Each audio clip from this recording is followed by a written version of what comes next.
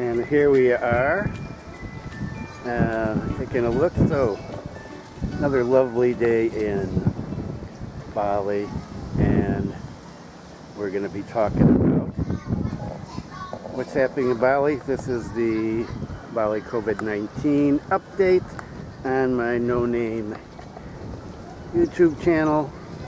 And what does it look like today? Here, of course, it's lovely, and take a look out there. And yeah, a little overcast, but sunny and warm anyway. And you wouldn't know that the world is in bad shape taking a look at how things are here. So let's get on with it. Okay, so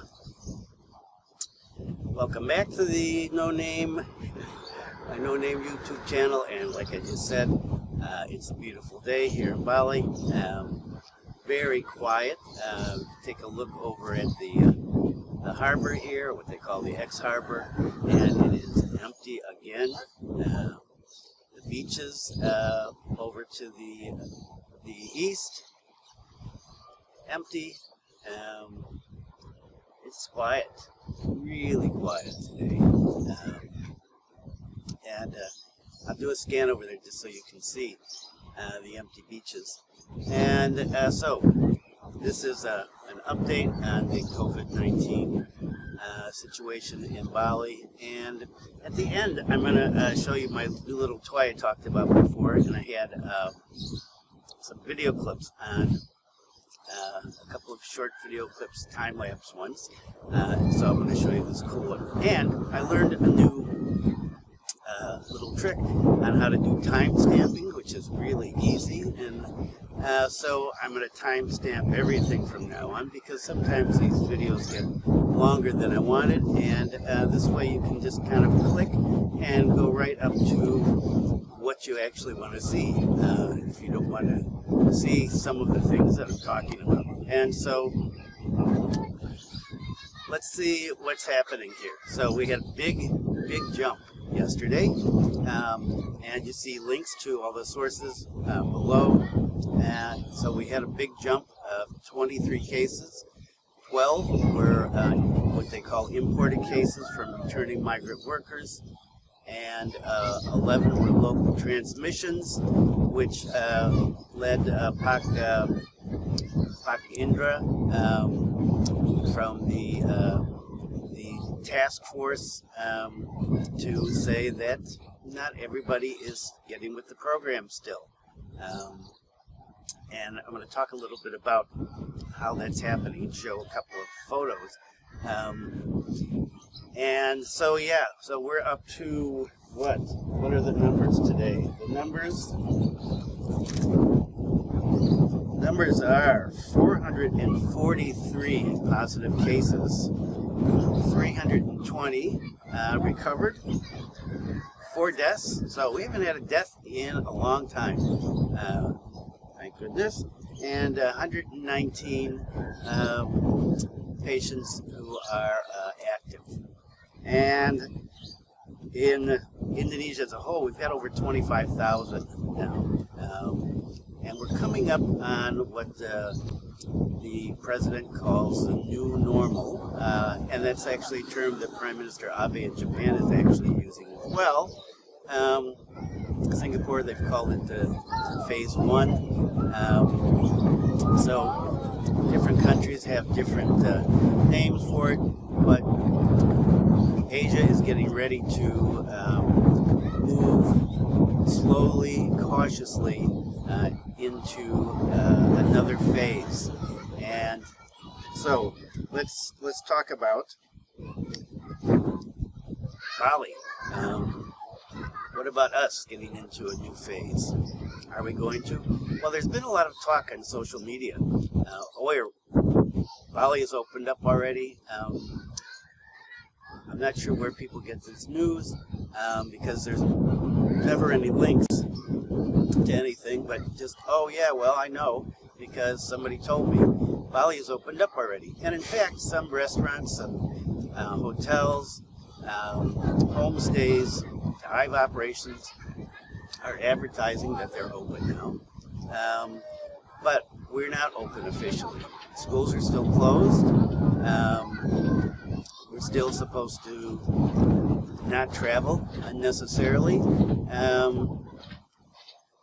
As far as I know, the state of emergency hasn't been lifted. We are not in the new phase. So the new normal has not begun in Bali, despite what you may have seen or heard on social media. There are links below to the stories that I'm going to talk about, of course. And so the governor, what did the governor say? He said, this is not up to me alone as to what we're going to do when we're going to move into the new normal. And he said that he's going to work together with the Bupatis and the sub-district heads, and even down to the village level, based on all of the evidence available and in consultation with the central government. And he mentioned he doesn't want the central government to jump the gun, that they should be waiting for information from local authorities based on evidence before they do anything. And President Jokowi seems to agree with that based on a comment that he made about opening up tourism. He said we can't jump too quickly. We want to open up tourism. We can't jump too quickly. We're going to focus first on domestic tourism. So let's get back. What did Koster say? So he asked the central government, like I said, not to make a decision unilaterally, and that what's important is, the most important thing, health. The health and safety of the citizens of Bali, the residents of Bali, and that tourism comes second. And he understands that we need to get the economy going again. There's a lot of people hurting here. Nobody's working in the tourist industry. There's still traders' shops are open. My wife's store has been open during this whole time. But if you work for a tourist in the tourist industry, yeah, you've been out of luck, unfortunately. And so the governor recognizes that, but he said we're going to go slowly. We don't want to rush things. So, first story, and villages working together. I mentioned that villages working together to keep Bali safe, and you see a couple of photos up here, and another one here, and these are from a Facebook page, government Facebook page. I have a link below again, and so spraying is being done regularly around the island, villages done here, and people are wearing masks. If they don't have masks in some areas, they're being given masks for free. The social distancing still is not working. There's a photo, I don't know if I have it here, but I saw government officials smiling through their mask. You can tell they're smiling from their eyes about working together to keep Bali safe as possible from the COVID-19 problem, and they're all standing like shoulder to shoulder. So social distancing is just really hard for people here. I haven't seen it, but I haven't been out much. I think I'm going to go out. I may go out tomorrow.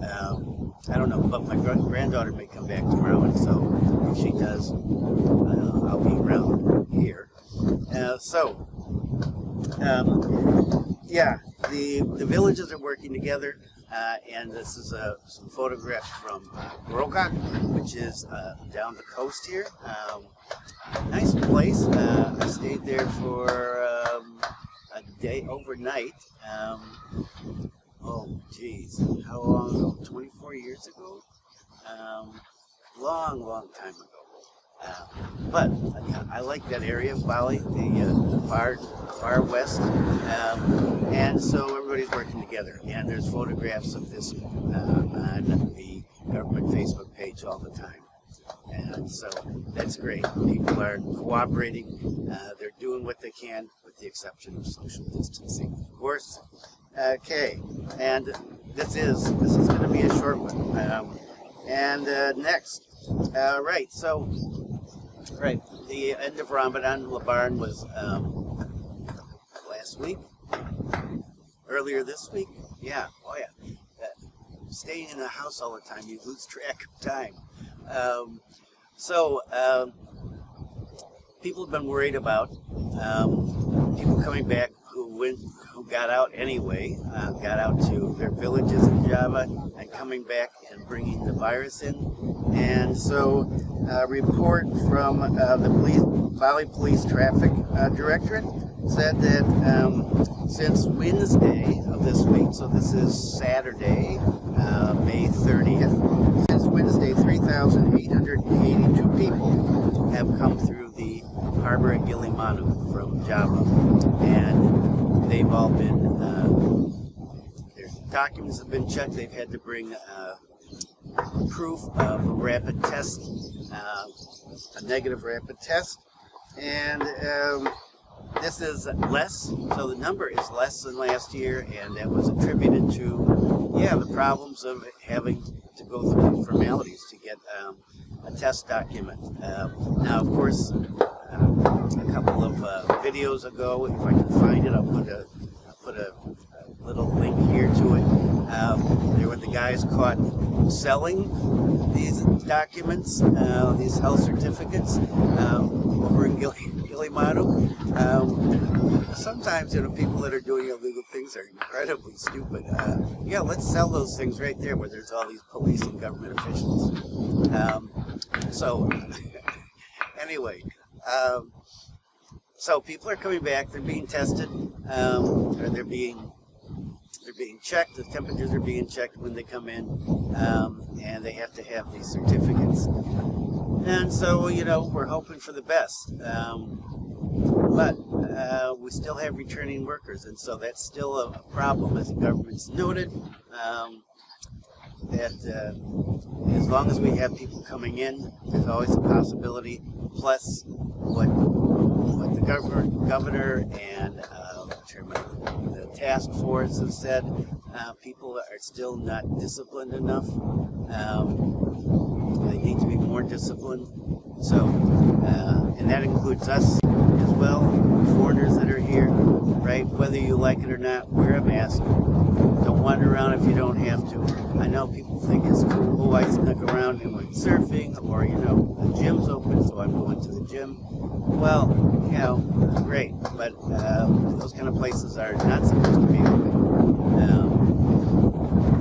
officially. I have not seen anything that says that they can, but each village kind of deals with things in their own way. Each banjar has a responsibility for their area, and so there have been differences in, like, beaches that are open. Most beaches are closed, and a few beaches have reported being open. There's some spas open. As I said, restaurants and hotels. Other villages are completely closed. They've got roadblocks up. They're checking people and not letting people in that don't belong there. Beaches are still closed. Some foreigners still complaining that they're being discriminated against. But that's neither here nor there. Their access to the beaches, obviously not a major concern of anybody except themselves. And so, yeah, that's that. And so, ending up the COVID update, the big question is, when is Bali going to reopen, and how's it going to look? So, like I reported before, a lot of talks at governmental level, both nationally and locally, about how things are going to look, what hotels are going to do. The president has been talking to Ruda about doing discounts to encourage people to come, and it looks like they're going to focus on domestic tourism first. No telling what's happening internationally. I can't say. And like the governor said, we don't know. We don't know when Bali is going to be open. That comes from the governor. Okay, it's not from the Facebook warriors, not from Twitter tweets. And so, yeah, we don't know. So if you happen to see in social media that we're open, unless you see a government document, or unless it's on one of the government sites, and there are a number of them, and I've got some links to a couple of different Facebook pages. One is one that's a Bali COVID daily update by Jackie Pomeroy. She's I think an American that lives here, and she does a great job, and so I check that out every day to see what she's got to say, and she's very thorough. She's always got sources to back up what she says, and that's what I try to do as well. So you might want to take a look at that. And the government's Facebook page, they have information there as well. And before another video, I put down the link to the immigration department. So use the official sites. Even if you don't read Indonesian, you can always Google Translate it and get a semi-decent translation, enough to understand what's going on. So, yeah, we don't know when it's going to open. Hopefully soon, but we open too early, we can run into problems. Take a look at what's happening in South Korea. Unfortunately, they've got another cluster come up the last few days. 2 more clusters came up in the last few days. Yesterday, a doctor in Korea was telling me that they shut down 892 schools. Right? They'd open them up and they shut them back down again. So, going back and forth. There's no sense in opening up too early and then having to shut things back down again and get people's hopes up. Stick with this until things are under control, and the transmission rate, according to the president, it has to be less than 1, the reproduction rate of the virus. And so when it's less than 1, they're going to get ready to open up and go into what's called the new normal. And so that's the situation there. And just to end up here with my new little toy. So this is the DJI Osmo Pocket, and pull it out here. This is the DJI Osmo Pocket. It's very cool. You turn it on, and it does that little thing there. It's really cool. And so what does this do? This does everything. It does, its lens capacity it's got a fixed aperture, but you can manipulate all sorts of other stuff, and it comes with an app, and so you can use the app to get better settings. You can do time lapses, motion lapses, panoramas. It's good for blogging, vlogging. It's not waterproof. They've got a waterproof case for it, but a review I read said it wasn't great. But this is a cool little toy, and less than $300 US with the current exchange rate. I got mine for 4.199 million rupees. So, I mean, okay, if you don't have any money, it's not cheap. But if you've got a little bit of money and you want a cool camera to do some vlogging with, to do some walking, it's got motion correction, and that works pretty well, and tons of applications. Now, unfortunately, that's where the money comes in. I've been buying some applications for that. So you'll be seeing some of the videos that I'm going to be doing with this over the next few weeks. Like I said, I had those two, and I think I'll put another one up that I did today at the end here. And so that's it. Oh, where are my glasses? Okay, I've got my glasses on today. My eyesight's getting worse, unfortunately. So that's it. That's how the situation is in Bali. I hope that things are going okay wherever you are. Follow the rules. Wear a mask. Practice social distancing. Stay safe. Be kind to somebody. Thanks for viewing.